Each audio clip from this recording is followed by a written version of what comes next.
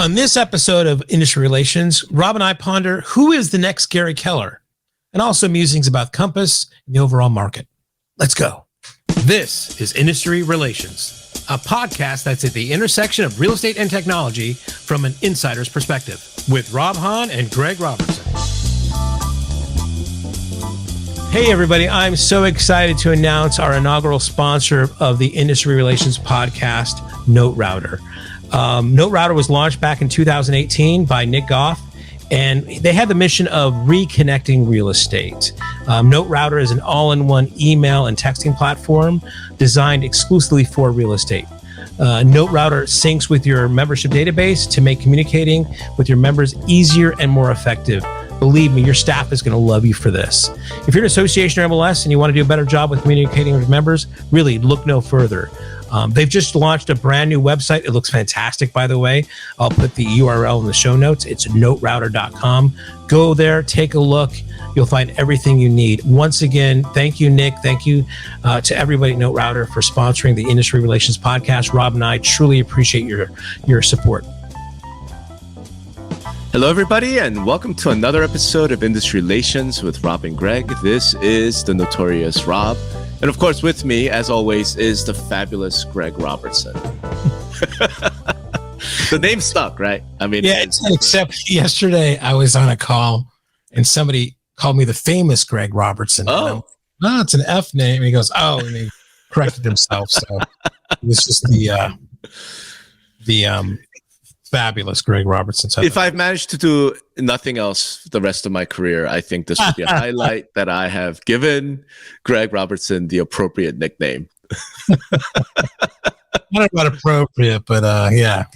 But anyway, so it's I guess we're back on screen after having a wonderful time with you in person.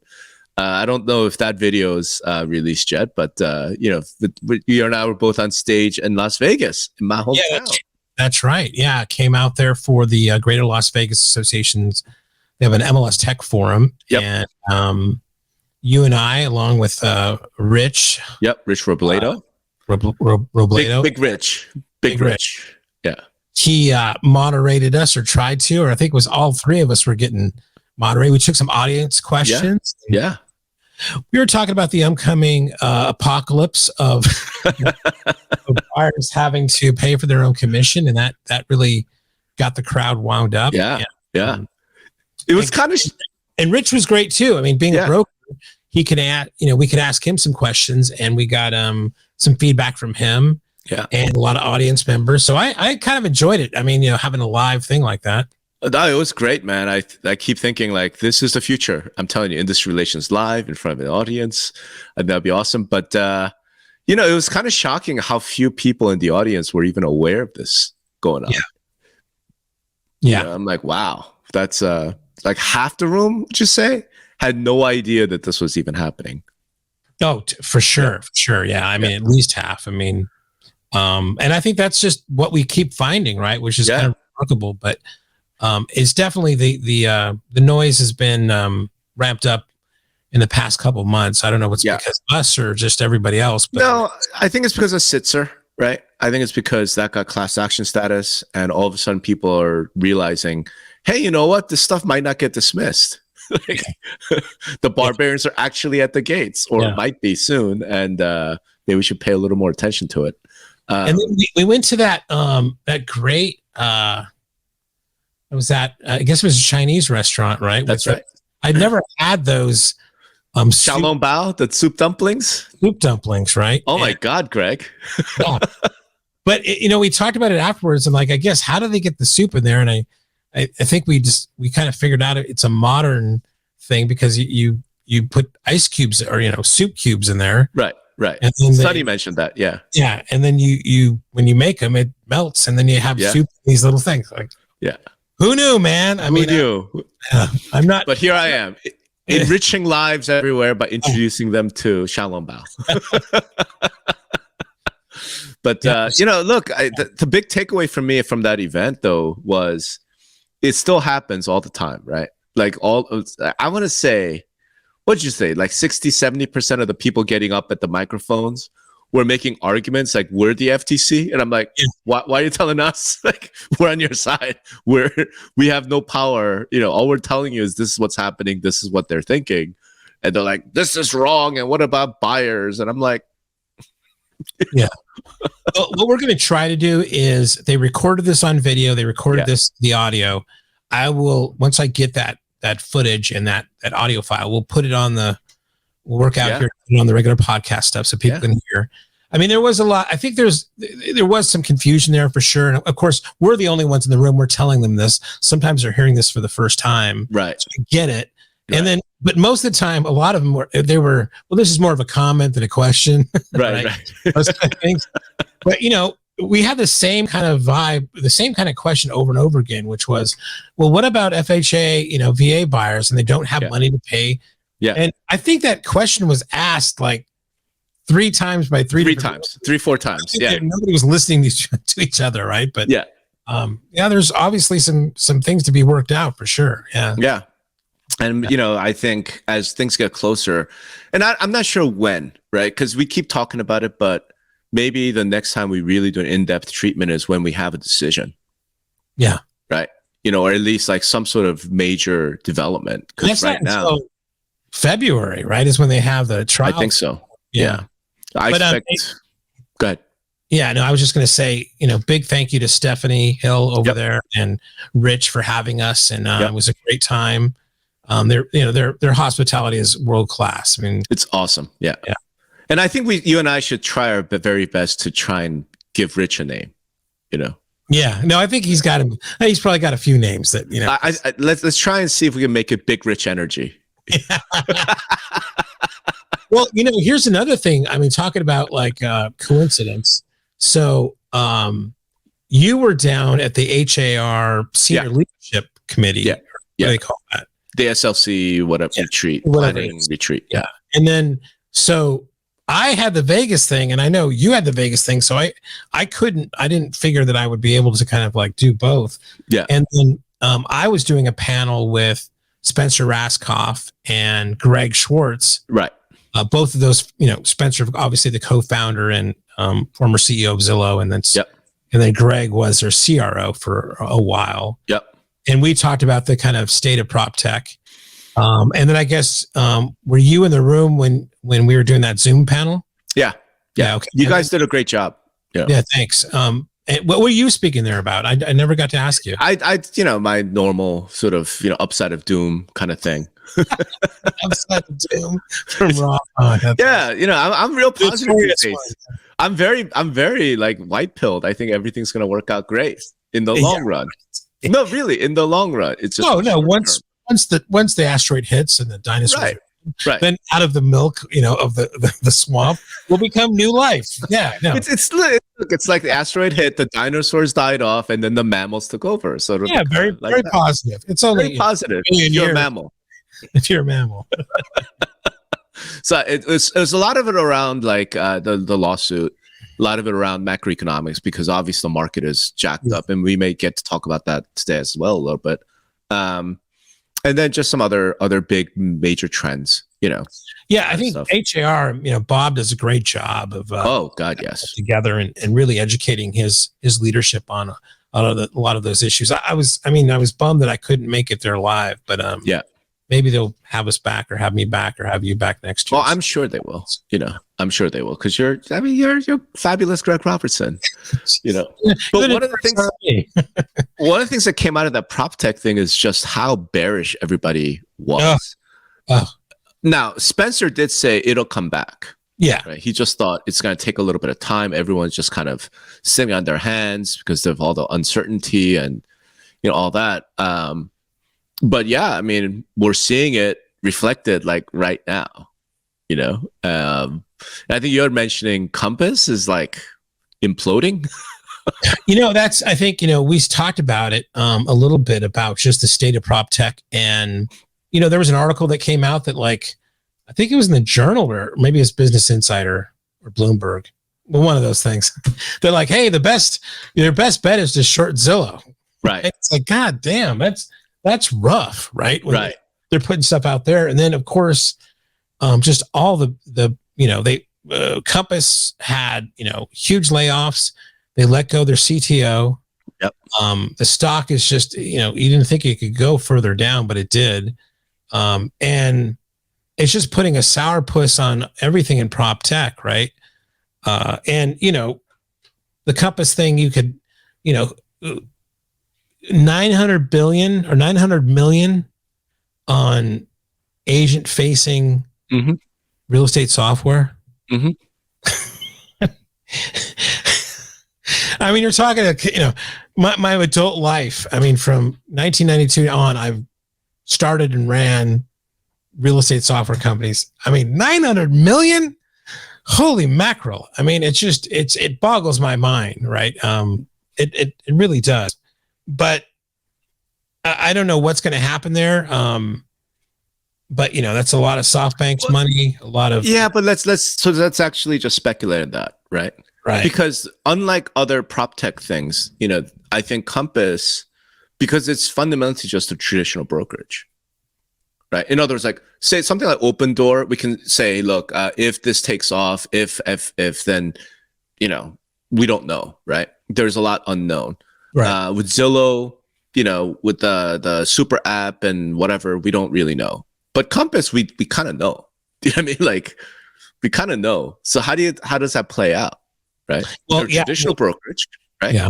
They have they have a tech stack that's developed in-house. And then they have this agent recruiting model that everyone understands, right? With, bonus, whatever, they're doing it with that. Okay. So what's the way forward?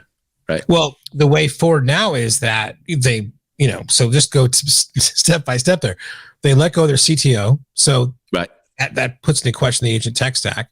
They are now, they famously said they're changing the way that they recruit agents. They're no longer going to offer, I mean, even if they could, any stock or bonuses. So that kind of gets rid of that.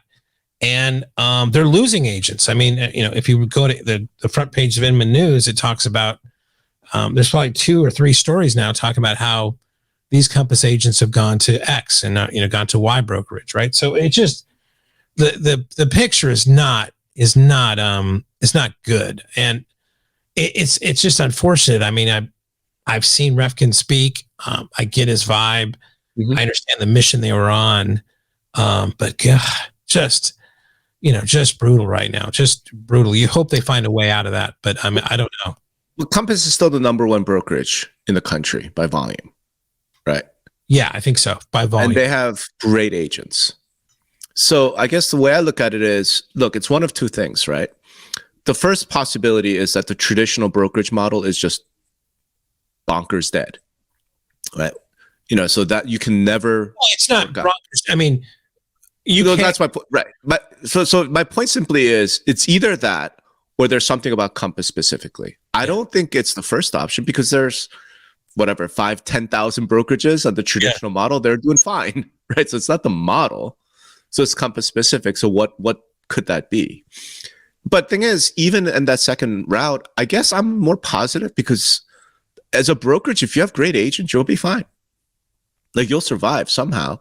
As far as I know, Compass is not hugely in debt. As far as I know. Well, they got a huge burn rate, though. That's the question. Correct. The question that Dilpree put out and everything else is just they had to stop their burn rate, right? So, right. Yeah. But so let's say Robert, the board tells Robert, hey, you know what? You need to do something. He goes, cool. We laid off CTO. We're going to fire the entire corporate staff. Okay, there goes your burn rate. As long as you're not in debt, this is the problem with Realogy. Realogy has this debt on them because of Apollo. Right? Because what the hedge fund guys screwed them earlier on. It's not Realogy's fault. Like, this is just what happened. As far as I know, Compass doesn't have, huge amounts of leverage. So as long as they sort of cut back, have great agents, I think they're actually going to be okay. Yeah, I mean, yes and no, but I mean, I think they always came out that they were going to redefine. They're going to be the operating system of real estate, right? Yeah. There's always this tech forward kind of vibe. Yeah. I mean, what they essentially have to do is that maybe this isn't, everybody pivots, right? It's like, well, maybe we're not that. But then those valuations, I think, they're. Oh, yeah, no, shareholders will lose their ass. Okay, damn. I'm sorry. Like the people who own Compass stock are you're gonna get screwed, but maybe not, right? Because like I said, Compass is still the number one brokerage by volume. They have great agents, right? And you can't really have great agents without at least having some talent at the field level. In other words, not the corporate staff, right? Not the tech team, but I'm talking about like the local managing broker, right? I mean, I know one of the guys in Houston, and he's fantastic. So I'm like, I think as long as you maintain that, you're still a pretty valuable asset. And I could see, I don't know, Home Service America, right? With Warren Buffett money, snapping them up. I could see, maybe Realogy deciding, you know what, let's just acquire them, right? I mean, think about how big Realogy Brokerage Group would be if that deal was made, right? Right. I mean, I could see stuff like that. Del Preti called him the most unprofitable brokerage ever. But to go back to your Houston comment, I think I read on Inman that the founding agent in Houston for Compass has left. So, yeah, but so what? Agents come and go. Hopefully they'll keep, as you say, they have great agents. Those agents will stay, right? Right. And the key there is going to be, why do those agents, like, what keeps them? In other words, this is one of the flaws of Compass that you and I have talked about in the past, right? Like 5 years ago, whenever Compass first launched. If you are recruiting agents on the basis of money, right? Like, we're going to write you this big check, so you're going to come on board, then they're mercenaries, right? Yeah. And then they'll leave once the money runs out. That is really Compass's problem. Like, how are you going to hold on to those people once the money you're no longer like writing the big checks and it's not whatever, 99% splits or whatnot, right? That becomes a challenge. And then it becomes a matter of what kind of local leadership do you have, right? Do you have some sort of relationship between your local guy? So we'll see what happens, right? And even with all that relationship, fact is, you and I both know at the end of the day, money talks, right? So somebody else comes along and says, we're going to give you a better split, 100%, EXP model, something like that. There's nothing you can do, right? But that's the position of every brokerage in America. Yeah, that's true. So I'm just saying, I think Compass will be okay. Is what I'm saying. It'll be something different, but it'll continue. You can't be the top, that many transactions and everything. And I don't think it's actually, and again, this is speculation on my part, as usual. But the consumers, I don't think, are aware of this stuff. No, this is all inside baseball stuff to us. Now, agents do. Another agent and another. If you're in San Francisco and you're saying you work for Compass, I'm sure the other agent's giving you shit right now. I don't think so. I mean, Compass is so dominant in some of those cities. Now, one of the things that hurts Compass, just the way it hurt Realogy and the way it hurt Redfin, is that Compass is really focused and dominant in kind of the big major high dollar metropolitan areas, right? And those are the markets that are really hurting from an macroeconomic standpoint. And Compass does not have a huge presence in like the Sun Belt in the Southeast, right? Which is where all of the action has been going. Now that's like San Francisco, obviously the price is really high. So per transaction, the revenue is going to be really high. But by the same token, that means you're giving away most of it to the agent anyhow. So, you don't have the traction. So we'll see what happens, but I could easily see, like I said, to me, the ideal candidate would be someone like Home Services, right? Who are very strong in the Sun Belt, very strong in the Southeast. They're pretty strong in like the big urban areas, but that's where like Realogy dominates. For them to pick up Compass would be pretty, it's strategic, right? What do you think about, one thing about that, I think from the franchisor level or their large broker level, is they're very personality driven, right? Yeah. They're, Remax famously, Dave Winnick, Keller Williams, is Gary Keller, obviously. Gary Keller, you have these kind of personalities that are tied into, these larger brokerages or franchisors. Refkin, of course, Robert Refkin with Compass. Yep. He's the co-founder. He's whatever. This is a founder-led type of thing. Yeah. Does he make it? Oh, that's a great question, man. I think so, unless he steps away. Right.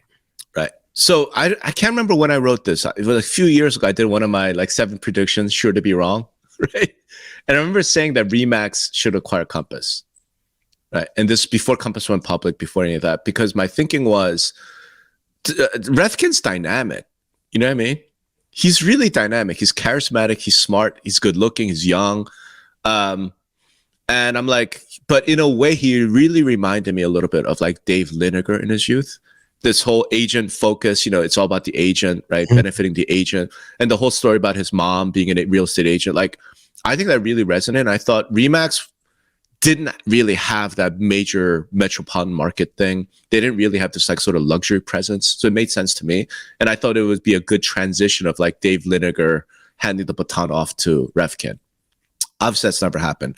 I could see the same thing happening to Keller Williams, right? Gary Keller, as he's dynamic, he's smart. He's also about agent centric, right?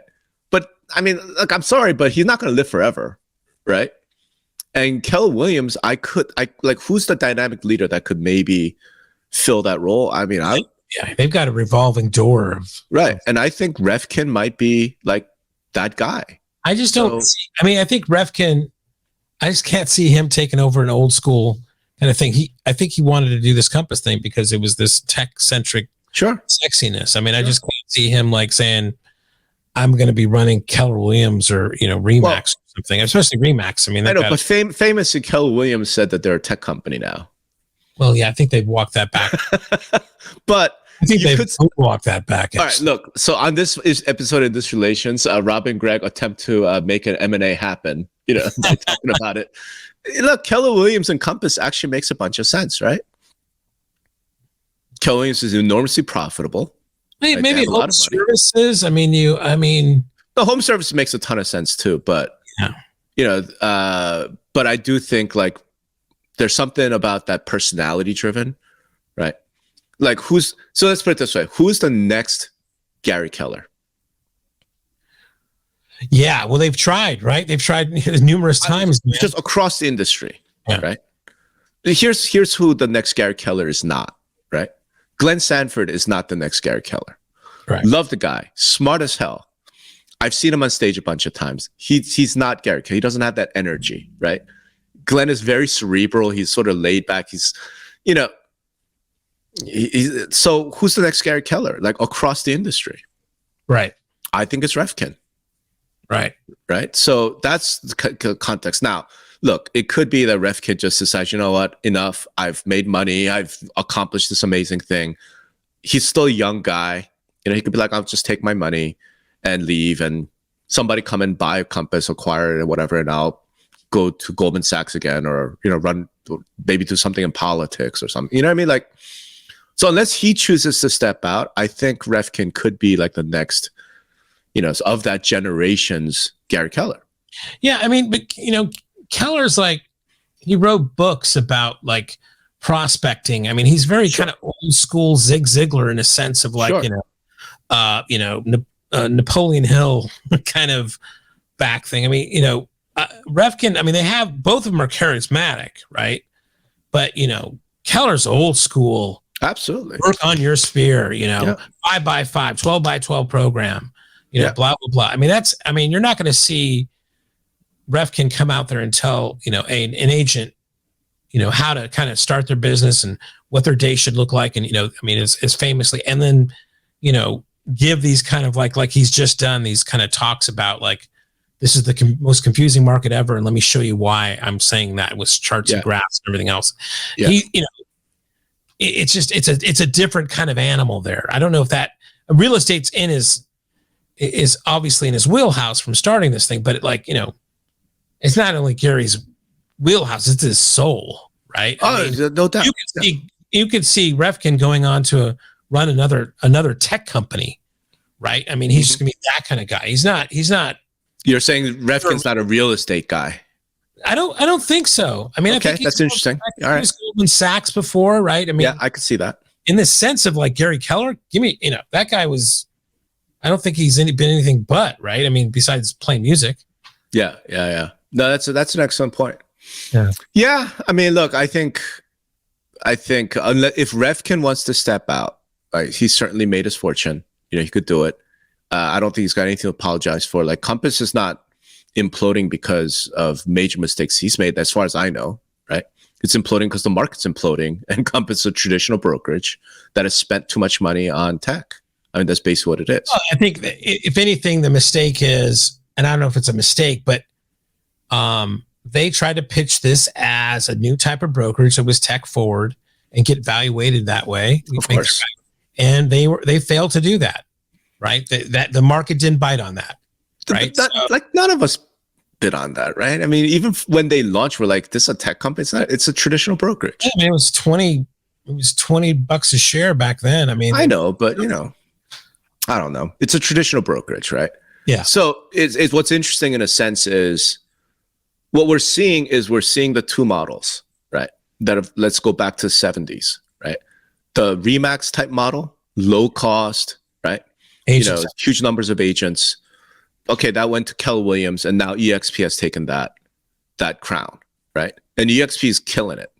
Then you have the traditional model that's more the Realogy home services, right? And then now Compass has taken that, and Compass is imploding.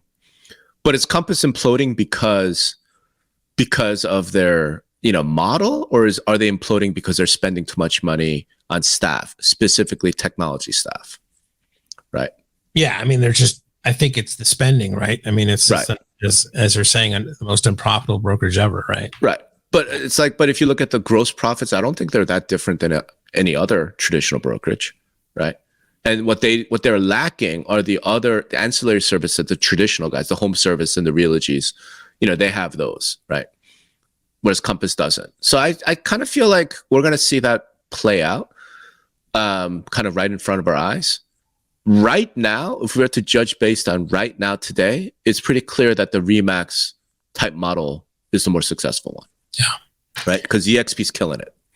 Right? Yeah. They're killing it. It's interesting you're saying it because we're not on the opposite sides. We're just playing it. I had a little bit of listener feedback. Oh, interesting. Okay. Yeah. So, and I thought this was maybe a good idea that we could implement in the future. So like, maybe like there's an email address that we set up that they can send questions into. Okay. Or, topic ideas. So, I think we've said, hey, leave something in the chat, but maybe something anonymous is what I'm getting the vibe of. And then also, like, if we have some of the podcasts, we're really squarely on different sides of some sort of polling system where people could like say, I think Rob is right. Greg is right. So I thought there were two interesting ideas there. I like that. All right. So maybe we'll kind of figure something out with that later on. And then to go back a little bit too, a little more thing. So we were talking about Spencer. We're going to have Spencer on the podcast, right? We are. Yes. Yeah. I think in 2 weeks, 3 weeks, something like that. Yeah. So, Spencer Raskoff, former, CEO of Zillow, co-founder of Zillow, and what was the other one? He co-founder of Picasso and 75 and Sunny, and yeah, important guy. Yeah, important guy. So we're going to have him on the podcast. Kind of looking forward to that. Yeah, get his viewpoints. I mean, and going back to the panel that I was with him on, the question that came out from the crowd there, in relation to let's talk about prop tech as a overall, is everything's on hold, right? Yeah. And I'd kind of shared, I know that we were, Lone Wolf has, famously last year bought 5 companies in 9 months, and they were always looking, but every deal they have is on hold right now. So there's, I think, the ones that you read about, Flow getting money, which was, that was an outlier. I was really happy to see that, Rent Spree, Michael over there, who's a good guy. They were able to secure, I think, a $17 million on a Series B round. So congratulations to those guys. But I mean, otherwise, it's just been, everything is, Spencer and Greg were saying we're kind of frozen, right? Yeah, yeah. And then the other thing that they said, as they were talking about this, I wanted to get kind of your input, and I think we've talked about this a little bit too. But it seems like, Spencer and Greg are a little bit not down on, but like the prop tech thing is kind of over here, but the real innovation seems to be more on the fintech side. Yeah. right? And maybe we've figured out how to kind of search on a portal and do different things with listings and see it different ways or whatever. But how do we kind of engineer more people getting into homes, right? Or different ownership models or things like that. Yeah. I mean, I don't know, man. That's a big topic. So yeah, look, fintech, obviously, because in a way, housing is just an extension of finance. Right. If you look at it just from like a bank or a Wall Street perspective, housing it's not even housing, it's mortgage. Right. Right. So whatever revolution can be happening in mortgage, I think will be far more influential. And certainly Greg Schwartz, with Tomo is trying to do all those things. The reason why I'm having so much trouble kind of answering that is because I think the whole financial system worldwide is under stress right now. Right. So I'm not sure I see how that plays out. As a general matter, though, I mean, I kind of look at it this way. You're right. I mean, funding, venture funding, finance, it's all just completely frozen. But it's because it's pretty obvious that the Federal Reserve wants to put the country into recession, right? Maybe the whole globe into a recession to try and deal with this inflation problem. And, prop tech, anything tech, in a recession type environment is problematic, right? Because especially when you have stagflation, so you have a recession in the midst of really high inflation, because people don't need to spend money on that, right? I think that becomes a problem. So I think based on what, at least like macro analysts that I'm following, it seems like a lot of the capital, a lot of the money is focused more on sort of real basic stuff like commodities, energy, right? Like food, oil, water, like things like that. And to the extent that there are some, sort of innovations, I have a feeling it's going to be focusing more on some of those real fundamental things as opposed to, stuff like fintech, even to some extent. It's like, okay, that's true. It would be easier. It would be nicer if the mortgage process were a lot easier. Yeah, but if we're really entering into sort of a stagflationary period, no one's going to qualify for a mortgage anyway, so who cares? Right? There's some element of that. Yeah. Yeah. I mean, it's just like, there's only a certain percentage of people that really invest in the stock market, right? Right. And the vast majority of people's wealth is that they've gathered is through home ownership, right? That's right. And then you've got this, inequality that's growing and growing between, the have and the have-nots. It just seems to me that there could be something here that could, be worked out where. Right. And I think that's Adam Newman's flow thing, right? We don't know exactly what they're going to do, but there's some element of it that's like, it's going to be a rent to own type of scenario. Right. I guess, I guess there's plenty of companies out there trying to do rent to owns, and I guess, but I've been involved with a couple of those projects, and to some extent the issue is we're just talking about another form of forced savings. Yeah. Even mortgage itself is just forced savings, right? Yeah. And it's like, that's cool, but the income isn't there, right? Fundamentally, that's the problem.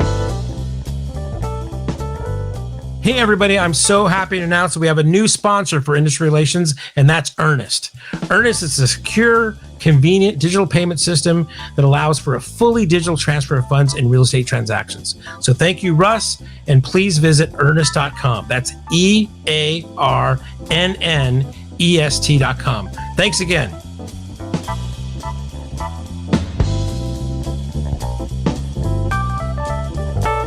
I want to share something with you.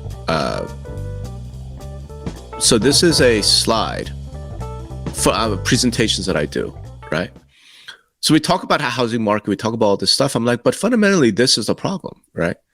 Is that income has not kept pace with inflation, right? So in real terms, you look at nominal income adjusted for inflation, it's really stayed flat, right? Throughout the entire, from year 2000 to now, it's pretty much stayed flat, even though in nominal terms, it's gone straight up into the right. And with, look, is inflation, like Fed's trying to fight it. Inflation's at 8.5% nominal, right? It's probably closer to 14-15%. They're really trying to crush it.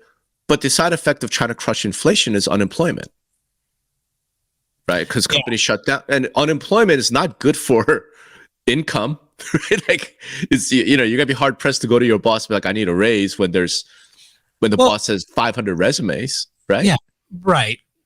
So I'd love to see corporate profits be laid on top of this, because we all know that the corporate profits have been astronomical, right? So, I mean, at some point, these companies have got to pay their people better. Can they? Well, I've just said corporate profits have gone through the roof. I don't think it has. I don't. Oh, man, I will look it up. Yeah. I mean, I don't have that chart handy, but that's a good point. I will try and create one. We could get rid of this. But going back to housing, right? Fine. Let's say corporate profits have gone way up, right? To your point, most people don't invest in stocks. They're not corporate owners, right? Most of the owners are going to be your mutual funds, hedge funds, pension funds, that sort of thing, right? It's not like a couple of billionaires running around. Like most of the money is coming from mutual funds and pension funds. It's 401ks, right? But, I mean, the story of the last 10 years has not been, we'll pay this amazing dividends, so you should own shares of this company because you're going to get all this money from dividend shares from the corporate profits. It's more like you should own this stock because it's going to 10x. That's not happening, right? Yeah. And income certainly hasn't kept up, which means, and home prices have gone like this. All right. Fundamentally, the issue is going to be who can afford to buy houses. And if we talk about doing this forced savings thing, whether it's to rent to own through mortgage, I'm like, yeah, but if price of food and gasoline are going up, like, how much forced savings can you actually do? No, I mean, it's got to be a combination of things, right? I mean, right. My point about record profits for corporations is that they should give some up to the freaking workers, right? I mean, let's raise some salaries here, right? Let's try to kind of, I mean, it's not going to be, there's not one silver bullet, but I mean, I think you have to look at a lot of different things. And it's a shame because, there's been a lot of, I should find some of these quotes and make sure I have them handy for me myself, but how, most people have their wealth has been in the way, in real estate, right? Yeah. And if that goes away, if people aren't investing in stocks, if they're not going to be with some startup and getting some equity, and now real estate is out of thing, what is, because I don't think real estate's, I don't see housing prices dropping. I don't see real estate prices dropping. Right. No, but I mean, but if that was a one way to develop wealth over your lifetime, and that is going to be out of reach for most people. Yeah. Then what happens? What happens? Revolution. Next generation. Yeah. Okay. Here we go. I mean, I can't agree with you. I mean, but what can we do something to stop that? Right. That's if I guess. Look, I mean, and again, it's not like you and I are some policymakers. We're not Biden. Right? We're not advising Biden. I very strongly doubt that Biden and the Council of Economic Advisors are listening to this podcast. But, look, in a real way, you say the corporations just pay people more, right? And the reason I'm like, can they? Is because, okay, look, fundamentally, there has to be this connection to productivity, right? Like, right. You can't just pay somebody more for the sake of paying them more. Here's what I'm saying. If we've had record profits for the past 20 years, right? Corporations have never made more money in their life ever, right? That's a claim. They have money. How about and you're saying to me that income has not risen in concert with what I think that is, then, that's just straight up greed or straight up whatever. I don't know what it is, but I mean, maybe there's an answer there of we should be paying people more money. Okay. I mean, you run a corporation, or you're part of a corporation, like, can you just pay people more? Well, I mean, you bring up a good You're doing point. the exact same thing that you did yesterday. We're just going to pay you 20% more. Well, no, but I mean, it just hasn't kept up. I mean, you've shown me a chart where But your profits are at record levels. Your profits are record levels. Can you just pay people more? I realize it's a complicated thing, and I'm not saying Right. So look, fundamentally, what I'm saying is, look, you can pay people more if that's going to make them more productive. right. Without an increase in productivity, like, why I would mean, you pay but somebody? you're saying to me that the income has been flat, Correct. profit's been going up, right? Correct. So that, to me, the delta there is people being more productive, and like I said, man, you're making this claim that I haven't looked at, right? There's a lot of sort of propaganda about corporate profits being really high, but let's look at it in real terms, right? Because again, let's bring this chart back, right? We're talking about real profit, real income in this blue line versus the red line, right? So when you talk about corporate profits being up, I want to know, is it nominal or is it real inflation adjusted profits? And I don't know the answer right off the top of my head. I have to do some research to see, have corporate profits actually been, sort of this enormous thing in real terms, right? And corporate profits in a way is problematic. And here's why. We have to look at what corporation we're talking about.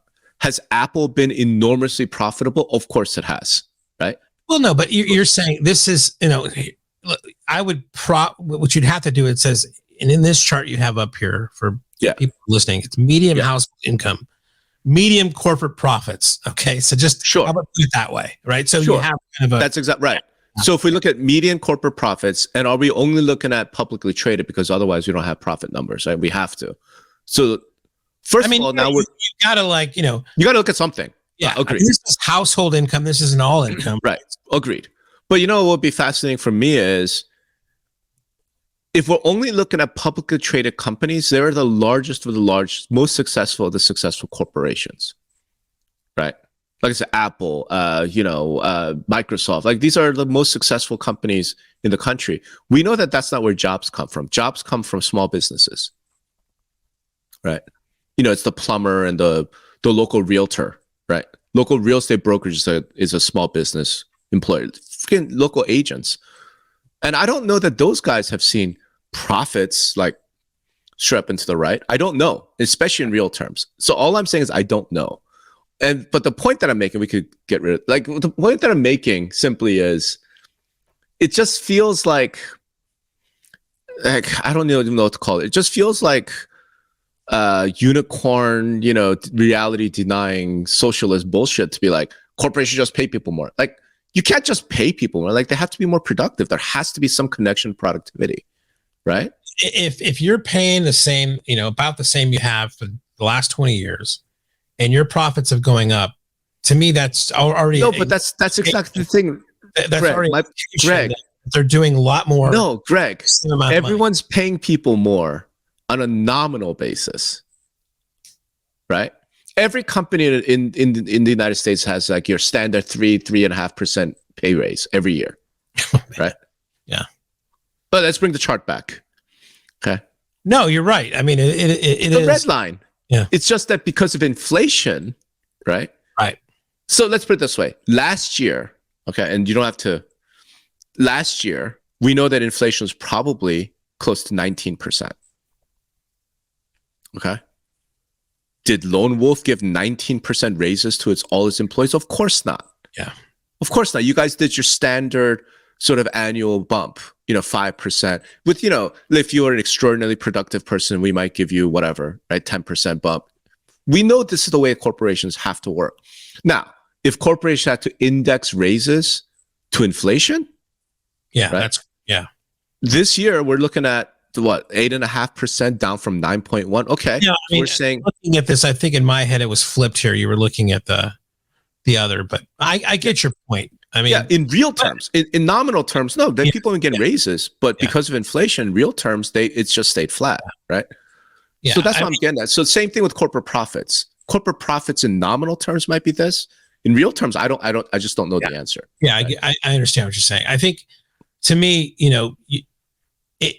the other thing is that we're seeing, and everybody talks about, it's just that widening gap, right? So That's kind of where I'm coming from looking at something like that. But dude, the widening gap is very simple to explain in a real way. The widening gap is because of home ownership, right? If you owned a home 10 years ago, you have a lot more wealth than if you didn't own a home. It's that simple. It's something that realtors have been talking about for 30 years. yeah. Right? And it's just hyper in the last 3. Absolutely hyper. But so going back to kind of how we got onto this track is all these models are going to do fractional ownership or whatever. I'm like, okay, that's all fine and dandy. But the reason why it has happened is because it creates forced savings, right? People can afford to buy homes, even in like 1990, right? Saved up some money. They had the kind of job, they had the kind of discipline to save money, right? If you stuck to saving money, you probably didn't buy a home back in 1990, right? Because you were spending all your money on stuff and you're just renting and living. Okay, cool. So now we're going to say, hey, we're going to do this new model. It's a rent to own. So you're going to pay rent, but some percentage of rent is going to go towards building equity. And then at some point you could buy the home. Like, okay, that sounds great in principle, but that naturally means that the rent has to be above market, right? And if those people are no longer like, well, I got to pay gas, I got to pay for fuel, I got to pay for food, right? So I can't afford to pay this additional. I can't afford, in other words, I can't afford to save whether it's forced or not. That's the bigger problem that we're confronting. So I'm not sure, like it makes sense. And I do think like the Adam Newman thing or some of the other stuff, it's being targeted at a very small percentage of population. In other words, it's being targeted at like the top 20% of, say, millennials or Gen Z, right? Who have good jobs, you know, they have college degrees, right? And by putting them into a place like this, it does result in this forced savings. So one day, 3-4 years on, they'll look at it and go, wow, you know, I've been paying $2,000 a month for rent. Turns out 200 of that has been going towards equity. And now I own, you know, 3% of this condo unit, right? And if I wanted to, I could buy the remainder, go get a mortgage. I mean, it makes sense, but I'm just pointing out that we're still targeting the top 20%. Yeah, right? I mean, I think, there's, I guess when you think about fintech, prop tech, there's no amount of tech you can put to something to really solve that. That it's got to be policy or government led, right? I mean, it's got to be policy, government. I mean, and look, as an anarchist, I want the government out, right? But more in an economic standpoint, it has to be production, right? It has to be that the worker, if they were, you know, creating 10 widgets a week today, they have to be able to create 11 widgets a week, right? It has to be something like that. And I think one of the issues, and so we could apply it even to real estate, right?